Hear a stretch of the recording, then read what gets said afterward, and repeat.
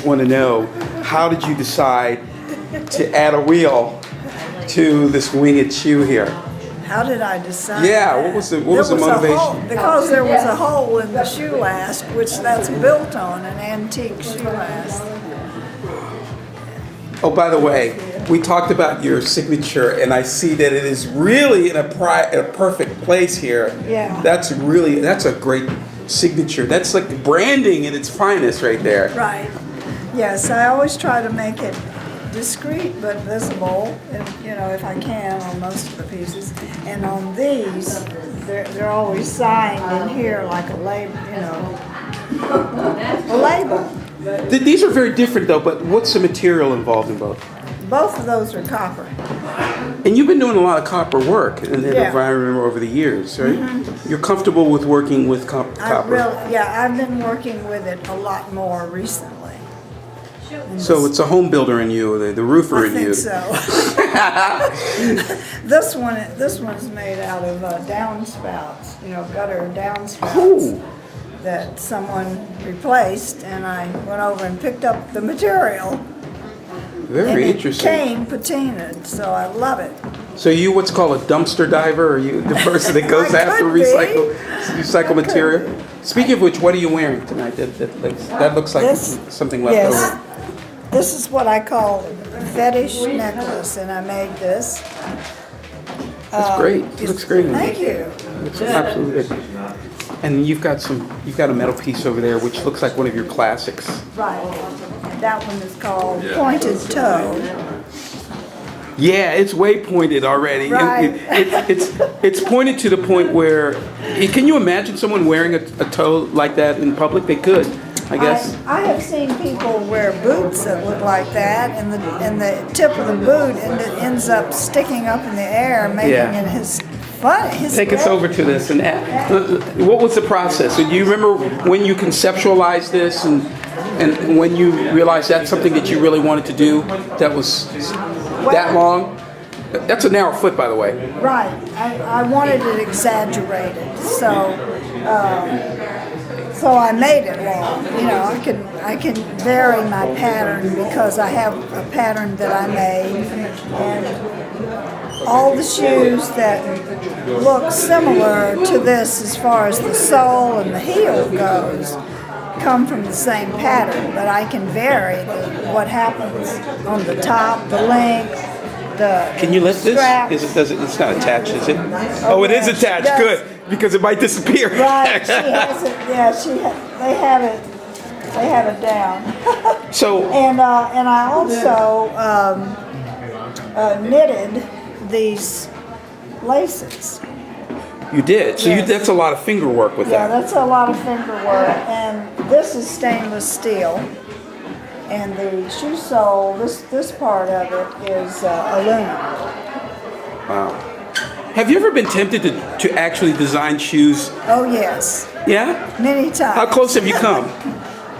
I haven't pursued it, but I'd like to pursue it. What's it going to take? I mean, you need to have somebody who's going to help you. Somebody who can just. I'm not that good. I don't feel I'm that good of a business person.